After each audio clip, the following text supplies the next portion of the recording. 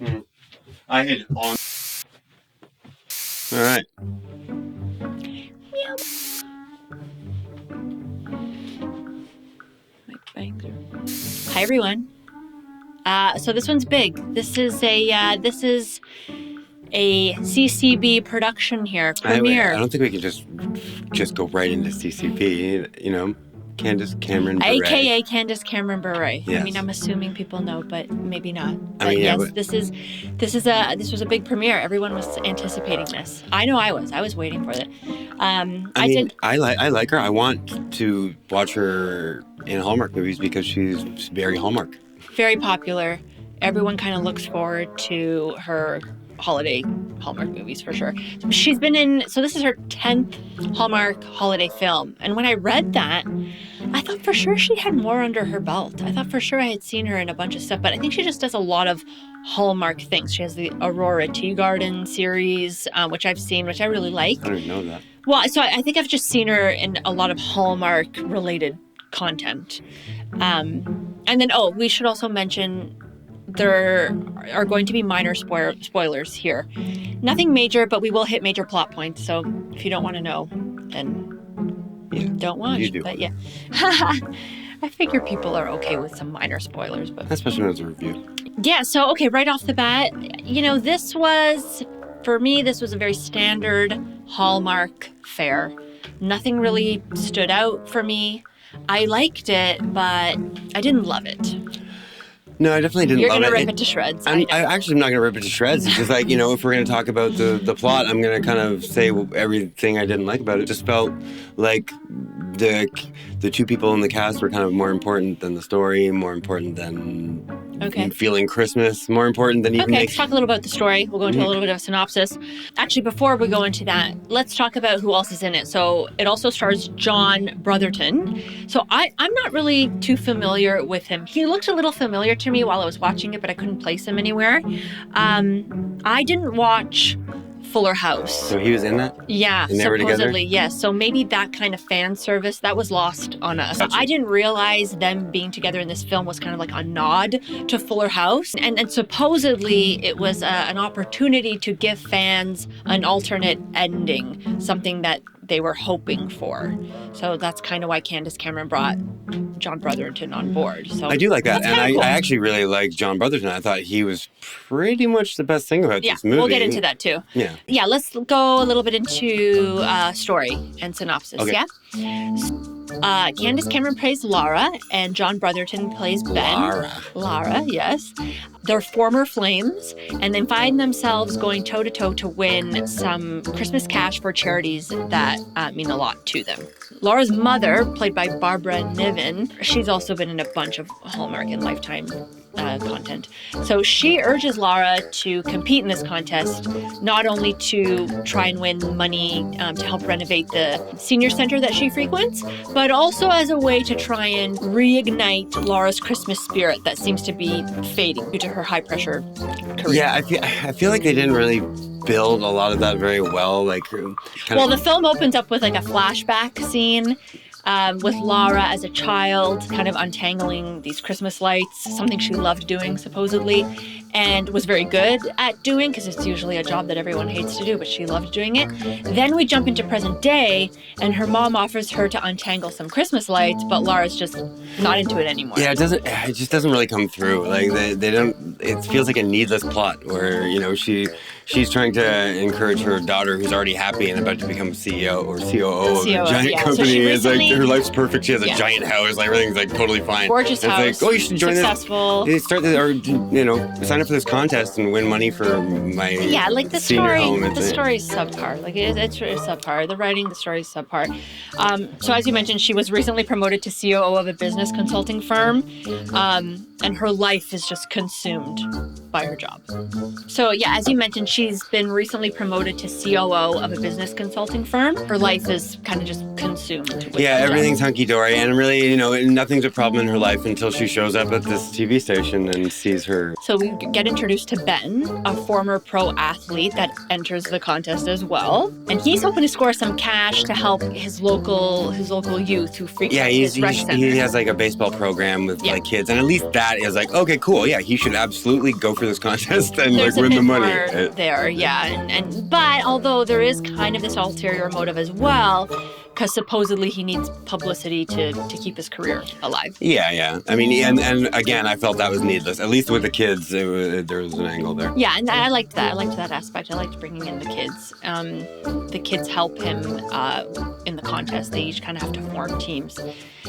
So the two of them successfully enter the contest. And get in, of course. Yeah, of course. And we quickly learn that they used to be an item, and then they realize they're each other's greatest competition. And yeah, I bought that, and you can see it's this is the only Christmas. There, yeah, but this is actually the only Christmas closeness. When they did the first competition, for example, it was a trivia, and then they were the only ones answering it. It was like, okay, they've obviously done all these questions before, and okay, that was they were together. We know that they're an item. They didn't end on good terms. There's a lot of animosity and resentment there. Right off the bat, we can see that. And then to complicate matters even worse, Laura's mom, who kind of forced her to get into the competition, she joins Laura's team for the various competitive events that they have to do. And then we quickly learn that her mom is not a fan of Ben and still holds some resentment towards him breaking his daughter's heart, which is understandable. Yeah. But it's literally carried throughout the whole film. Like, she just wants nothing to do with it. That's all that she kind of offers, the mother, just wanting her daughter to be happy. Ben's grandmother is also a main character here. So I liked her backstory. She's raised Ben since he was a little boy, and her husband has died. And she's become a bit withdrawn ever since. She ends up joining Laura's team at the very last minute. You can tell that she was always kind of fond of Laura. Probably never wanted Laura and Ben to break up in the first place. I did like this, but I'm more on Ben's part because he kind of does it to get his grandma back out there and talk to some other old ladies. Cool. And like it makes sense because her team's full of old ladies and his team's full of kids. And they both have them working as slave drivers. I thought it was cool that he was cool with his grandmother joining Laura's team to help her in the competition. Yeah. Because it was for the betterment of his grandmother, to get his grandmother outside and talking to people and just being a bit more social than she's been. So I thought that was... And albeit on character too, because it's still kind of selfish, so it works. Well, sure, I guess. But hey, he's got a specific character trait, right? And then we should also mention that there's an underlying theme throughout the whole film about what Christmas means. To get into the competition, they had to answer an essay question about what does Christmas mean to them. And even on a larger scale, what is the meaning of life? And ultimately we realize, it's all the Hallmark tropes. It's family, it's self-love, it's self-respect, it's connection, it's the Christmas spirit, all of that. Yeah, it's true. It just seemed kind of like, again, something thrown in there haphazardly. Yeah, I can see that because they didn't really develop that aspect of it. It was more about the competition. But nothing was developed properly, even fully. Like the competition was fully underdeveloped. They went to the heights of every commercial break coming back to them doing the contestant things on the commercial. Never once did they show any other contestant. There's 5 contestants on this show. It's like, come on, like at least like let us believe the focus was something. them. But actually, I think I mentioned when we were watching it, it would have been cool. So kind of like a reality TV show, they're doing a talking head piece to the camera during the competition because the competition is being televised. And there's 2 other contestants. It would have been cool to kind of put the 2 contestants in those talking head pieces as kind of like some comedy, just some. Well, yeah, give them anything, but it was set up very much like a horror movie where it's like, okay, well, these characters are going to die. You don't need to know about them anymore. Pretty much, I know. We know they're going to get disqualified pretty soon anyway. As the competition continues, they both find themselves kind of falling for one another again, and then ultimately Laura and Ben must decide what's more important, winning the contest or finding true love again. Yeah, I mean, and none of it seemed important to me. None of it seemed like it was going to fix anything in the movie or whatever. It's like, quite honestly, and even them like falling back into love, they weren't falling back into love. It was just like they were around each other and they obviously still liked each other because they're like... Yeah, like I didn't feel as strongly as you did about that. Like I didn't buy it 100%. But I kind of maybe just accepted it for what it was. Oh, I totally bit down and accepted it. Yeah. I just, there's so many points. So let's talk a little bit about execution. So as I said in the beginning, I liked this movie overall, generally. I liked this movie. But nothing really stood out for me. The premise is very Hallmark. Yeah, I liked those things And I about it. accepted that. And it's definitely something easily palatable and you can sit down and watch, and I definitely wouldn't have turned it off. No, I mean, it's Hallmark. We got a girl, trying to prove herself in her career, and she's consumed by it. There's a job promotion. There's a Christmas contest, which includes baking, singing, decorating a Christmas tree. There's that change of heart or realization when your true love has been right in front of you the whole time. Exes who come together, all that stuff was there. All the stuff was there. There was no almost kiss. We always like to talk about like the almost kiss. We didn't have that, but we did have the accidental kiss on Santa's lap. It was really, really awkward. It just added. It was weird how it actually happened because I don't fully understand what the Santa did for them to kind of accidentally kiss. Like he went back like this on purpose so that they would kiss. Yeah, I just find that's weird from Santa. It's all awkward. Yeah, they didn't really tie that together, and it's like, why is it even awkward? Like you guys were a couple. The premise is very Hallmark, and the execution was very Hallmark. So yeah. They hit them. Yeah, a little bit about production. The director, Paula L.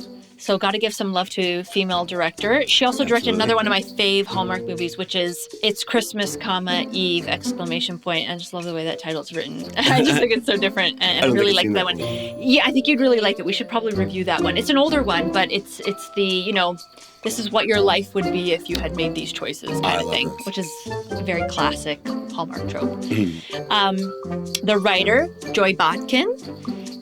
So some more love for female screenwriter as well. Yeah, for sure. So it's based on a book by Scarlett Wilson.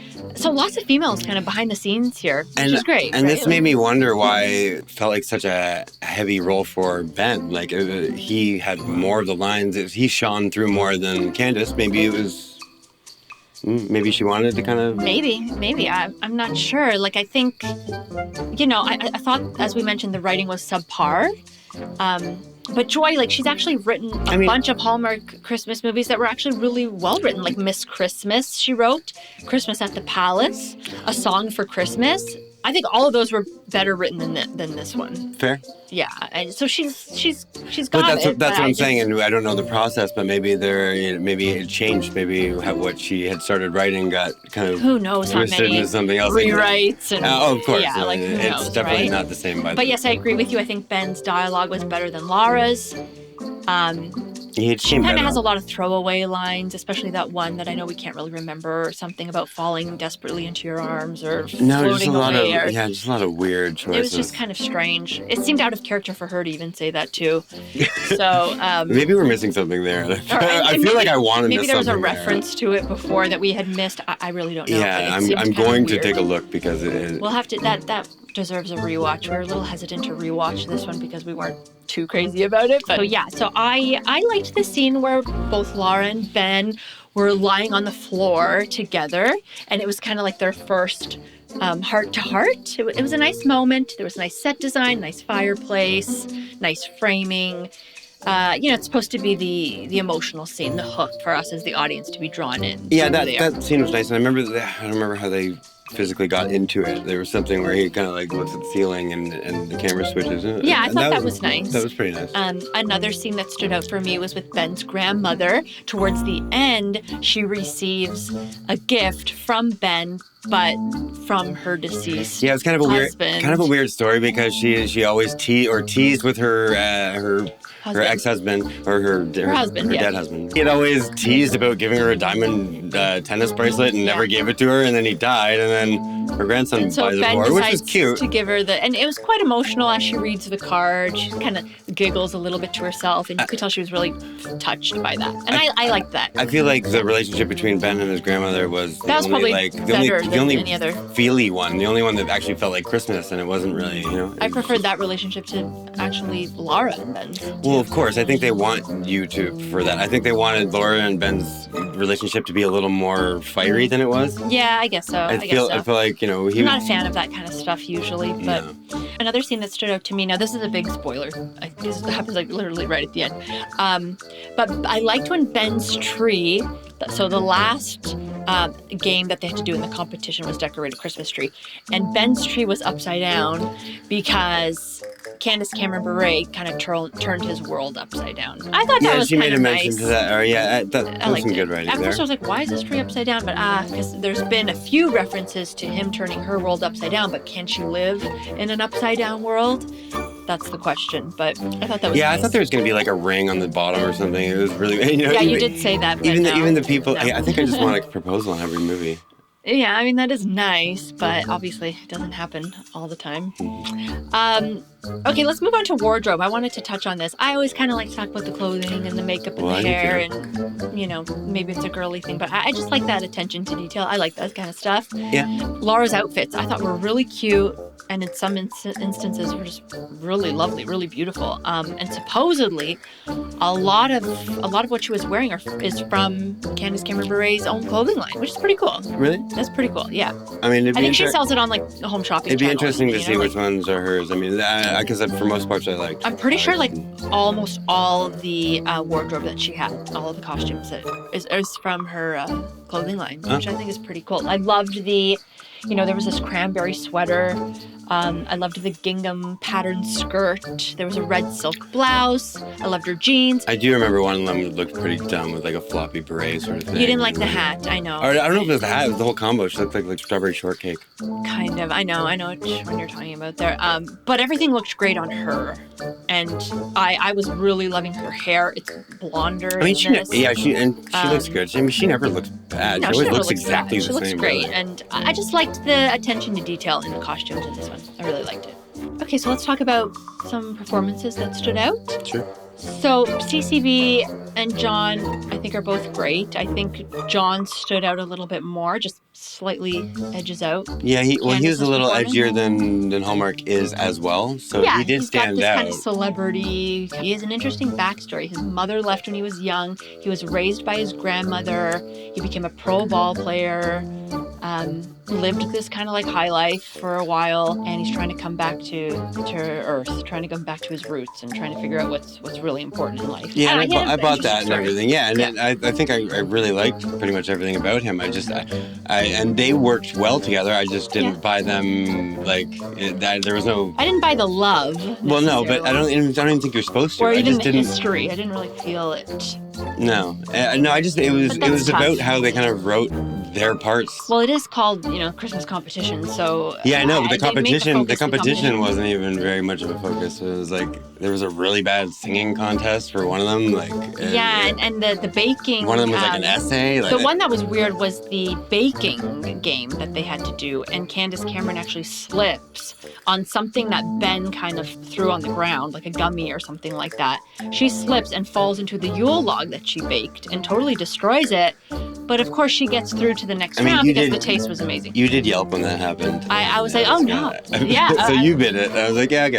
That's a little bit of drama. I was just like, oh man, all that hard work. It was a huge Yule cake. And I think it's more about the cake. You do that when we watch the baking competition. Well, I love when anyone bakes like a Yuletide log. That's my favorite thing. But yeah, that was fun.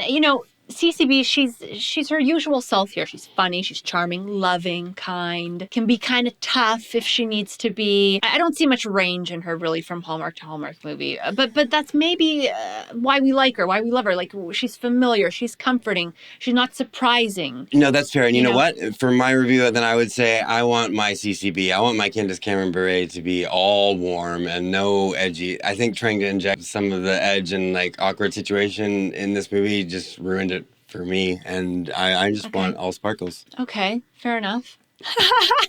So one thing we like to do towards the end of the review is to go through some of the Hallmark tropes that we expect to see in a lot of Hallmark films.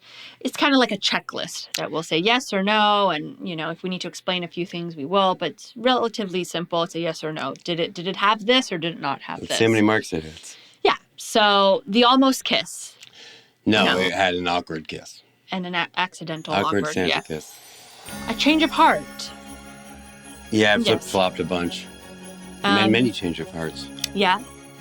The agreement. No. No agreements. Maybe agreements to go on the TV show. Yeah, maybe that could be considered one, but I'm going to say no on that one. The big secret. No. Not that we... The Christmas fake out. No fake out. Career woman, yes.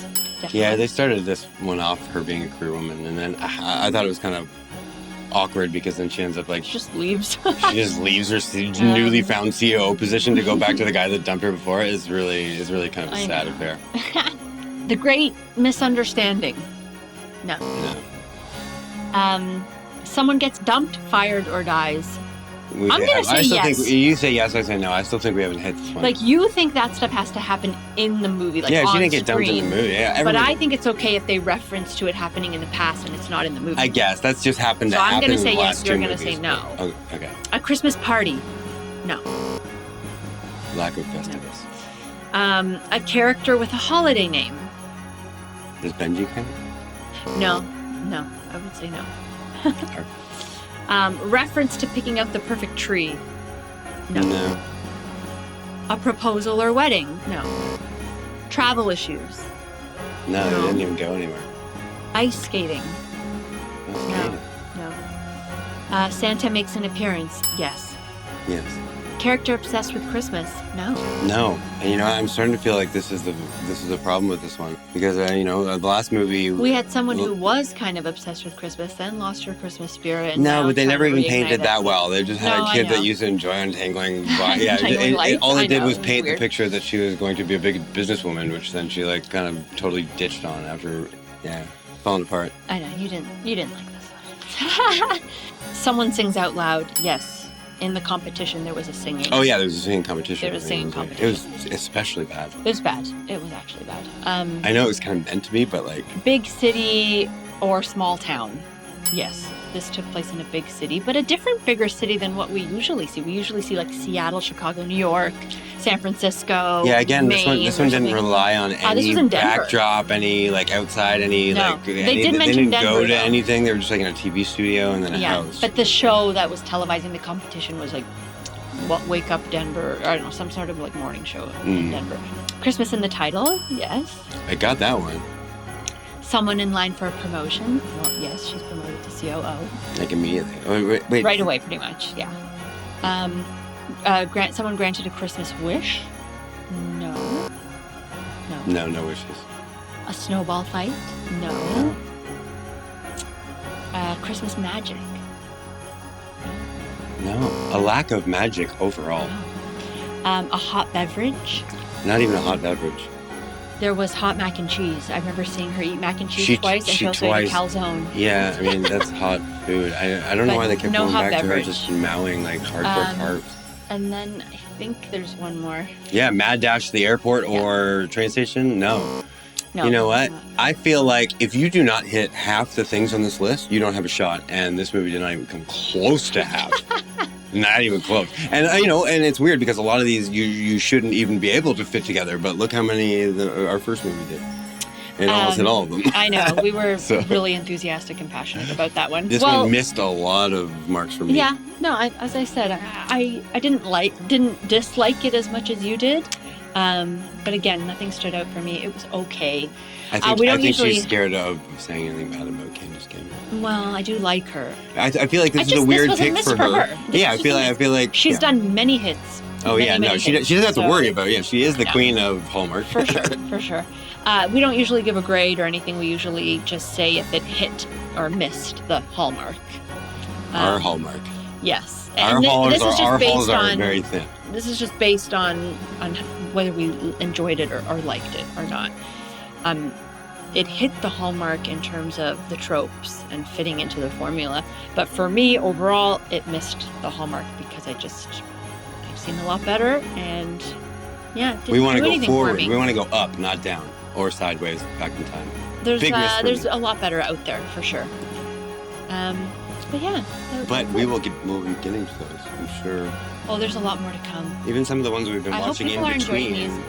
I tend to look up there and not over there, so that's weird or annoying. Still getting used to that. I think we should look all over the place. Well, yeah, I am kind of looking all over the place, but definitely up there, not over there. Okay, well, thanks everyone. That's it.